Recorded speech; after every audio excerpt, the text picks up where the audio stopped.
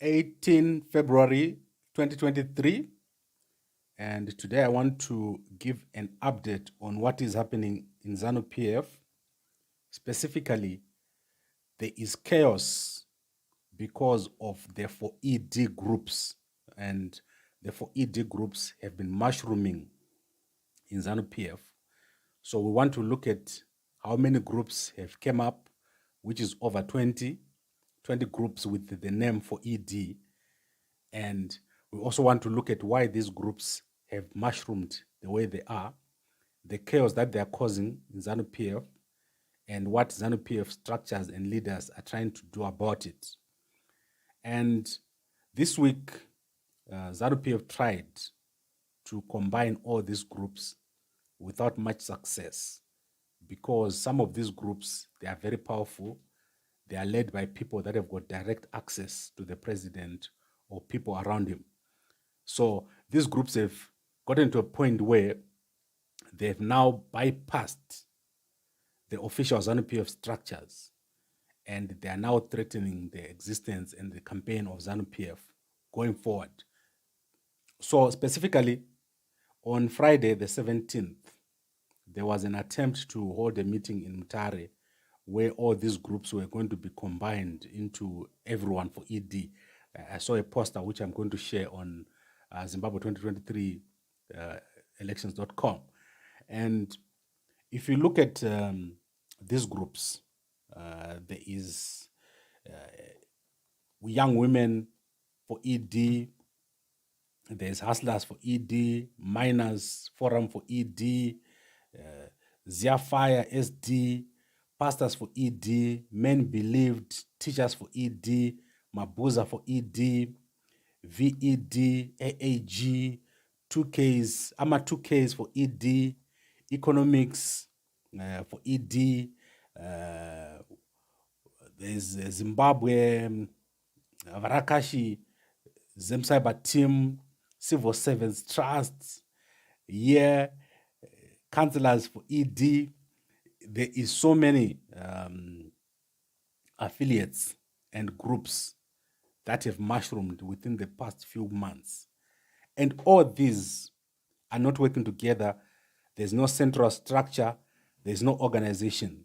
Everybody in these groups pretends or attempts to say that they're in charge of some form of campaigning for the president. There's no central message. There's no central database. There is no core message to say, what is it that these groups are doing? Why are they doing it? How are they supposed to do it? What are the metrics for measuring what they're doing? And what is the contribution to the final election or the campaign of President Mnangagwa? This is probably the biggest challenge that ZANU-PF is facing now. And if you see the colleges, I saw today young women for ED, they're also going around colleges and so forth. Everyone is attempting to be seen as the one that is doing the most, but you cannot measure what they're doing. And also, these are not structures of ZANU-PF. These are people outside of the structures. And I want to go to why this is happening. The reason why this is happening is many young people in ZANU-PF, they've not seen a path to leadership within ZANU-PF, within the ZANU-PF structures. Because there is no path for an ordinary young person who is in ZANU-PF to leadership. There is no path within the ZANU-PF, the current ZANU-PF structure at ZANU-PF head office, for someone to walk in and contribute without having to form your own affiliate outside of the ZANU-PF structures. The ZANU-PF structures are not able to absorb a new person or a person that is not already in the structures. The structure of ZANU-PF is such that whatever is there is already there. And this goes from the lowest level to the highest level. Look at the structure of the ZANU-PF Central Committee. is there a vacancy there? Who can you say is willing to let another person in? So there's no one who is able to make way for a person that is at a lower level to go at the higher level. And this goes through the structures. Hence, you see that these young people are now forming all these groups as a way of attempting to get the attention of the president. Everything you see here, it's about trying to get the attention of the president. There is nothing that is happening within these affiliates that is different from what I'm saying now. Everyone here, health ambassadors for ED, I'm a 2K for ED, I'm a civil servants, I'm what. These should be programs of ZANU-PF, a central control which has got various programs. But because of the way ZANU-PF is organized, they cannot delegate that authority and that power to another person. So a young woman cannot be given authority by ZANU-PF to do anything. They have to use their own initiative to form an organization. And then once they form that organization, they then run with it and try to get resources from different players that sponsor ZANU-PF. So if I form Men Believed, then I can go to a person and say, I run on Men Believed. Please give us resources. We want to do such and such. We run vendors for ED. Please give us funds. We want to do such and such. Because ZANU-PF itself does not have a structure within it that can say, what do we do for vendors? And let's do it. So the young people that are outside, that are vendors, that are teachers, that are hustlers, they then end up saying, let us form our own structure and do this thing that the central authority is failing to do. So this is actually a vote of no confidence in the ZANU-PF structures, the way you see, on top of the failure of having a path to leadership. So there are two very key things that you need to see here. A lack of a path to leadership within ZANU-PF, and also a vote of no confidence in the current structures of ZANU-PF. And of course, the third one being the attention of the president. People want direct access to the president. If they form this group and it does well, like Young Women for ED, you can then now go and form the president's office and say, I'm from Young Women for ED and I want to meet the president. I'm from Vendors for ED. I'm from Pastors for ED. I'm from Councillors for ED. I'm from AAG. All these groups. That's why you see there is so much need, or the proliferation or the growth of these groups that are around the president. Now, what is the implication for ZANU-PF and for the ZANU-PF election in 2023? We are just a few months away. As I said, the lack of a central strategy for this election for ZANU-PF, specifically the lack of understanding of where people are, what is it that people need. This is where ZANU-PF is having difficulties. ZANU-PF at the moment does not have a central or core message which they need to communicate to the masses. So they are trying to capture these different groupings, vendors, Mabuza, young women, single women, Ama 2K, with these groupings where they can just put them together and say, we are part of this thing.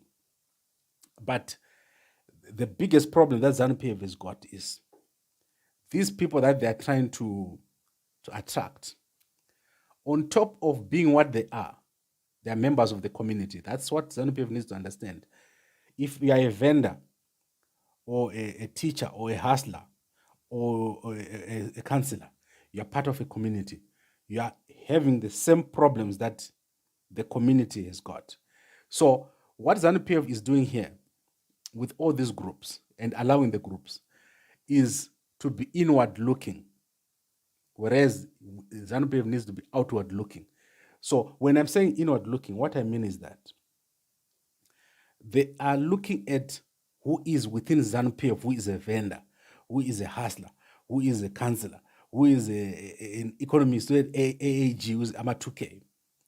Whereas ZANU-PF must be looking at what is happening in the communities that they need to address, and what is their capacity to address what is happening in the community, which is outward looking.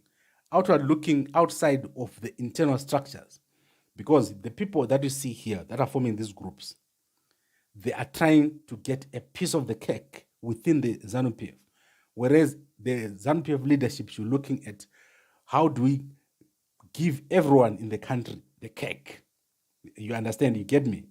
And the lack of that central understanding of what is happening within the country and within the communities is where ZANU-PF is probably going to have the biggest difficulty. These groups are going to maintain what ZANU-PF has got at the best. At the worst, they're going to cause chaos and infighting, where each and every person that creates these groups has got a platform to divide ZANU-PF even further. So, what the ZANU-PF strategy should be, and I'm growing on the idea that I presented last week, ZANU-PF should understand what they have. What is it that they have that they need to provide the community? If they satisfy the community, all these groups will be satisfied. At the moment, people are just going to be satisfied with meeting the president or having a funding.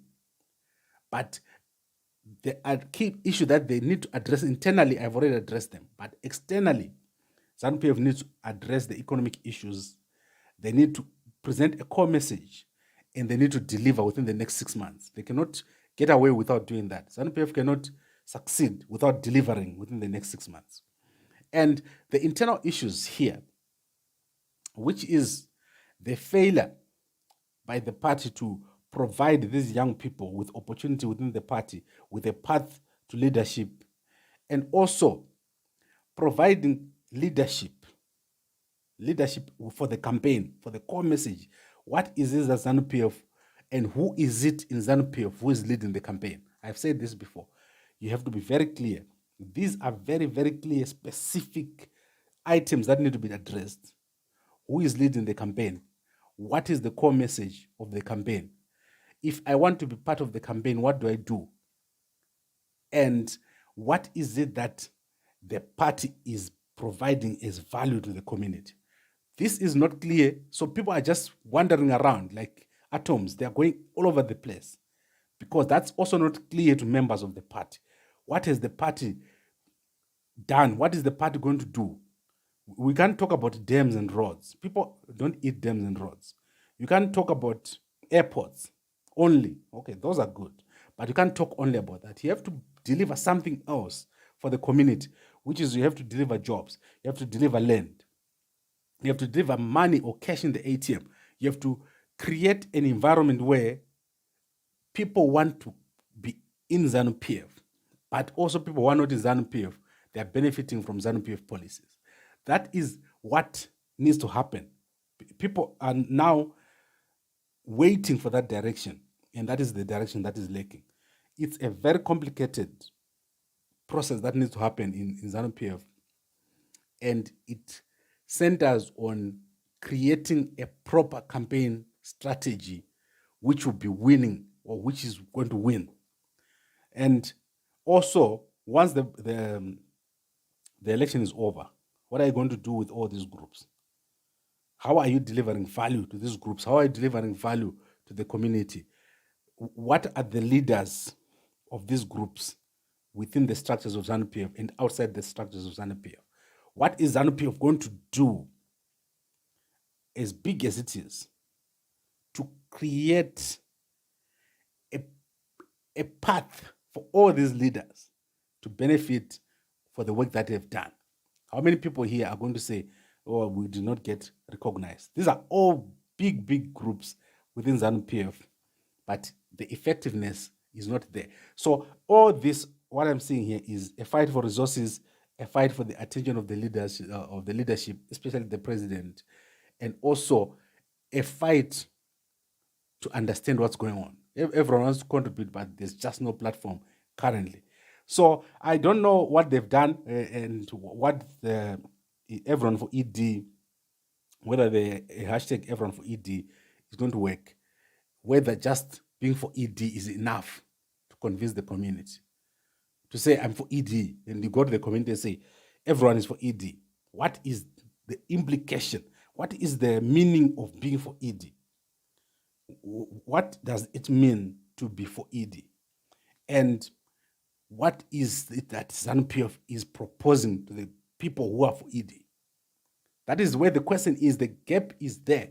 What is it that ED is going to give the community? I'm talking about a key sit down and discussion on that. That is where this whole proliferation of groups in ZANU-PF is coming from. And the unfortunate situation is that some of these groups, they are going to become disoriented with the whole process.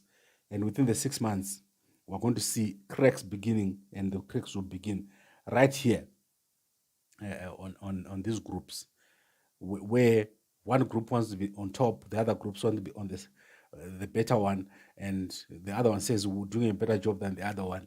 And suddenly, things are going to just crack from there. And if this is not controlled, not just by controlling, but by addressing the issues that I've raised, which obviously I can recap to say, address the path to leadership, the access to the president and resources, and also the access to how do I contribute, that platform, providing a platform and a key message, and directing the campaign in a way that is not just based on image, but on something that you can point. When ZANU-PF now needs to give things or to give delivery, take these people that are out here and make them deliver. Make them deliver, especially on the key resources that ZANU-PF has got, which is the land. ZANU-PF has got access to the land. If they just focus on making sure that they create a program for access to land, access to mining, everything, everyone is already here. But it can't just be for the people in these groups. It must also be for the communities. But specifically, if they were to just focus on land, make sure that everyone in every province, imagine if some people was to say, we're giving land to 100,000 people, but we're going to do it in an organized fashion. And the guys who are in these groups, men believed, they start being part of these projects and programs. And we see a Zimbabwe that is well organized, that has got structured, planned settlements. Not what we're seeing right now, but planned, structured settlements that have got value, which is bankable. Imagine if ZANU-PF can do that within the next 6 months. Yeah, the big difference to make, to have 100,000 times 10. That would be amazing, but they will never do it because politicians are not, they're a different animal. They're not like, they don't think the way we think. They think in terms of 5 years, and the 5 years is up. It's almost up. So that's why we're seeing all these. I wonder who are the leaders of all these groups. It'll be interesting to see who is presenting themselves as the leader of each and every one of these 4 ED groups. I'm going to stop here today. Thank you very much for watching, and we'll be back again very, very soon. I'm getting quite busy. So as time goes on, we want to go live when the rallies start. But as I said, we're looking for funding. As soon as we get that funding, our studio will be open in Harare. Thank you very much, and good night.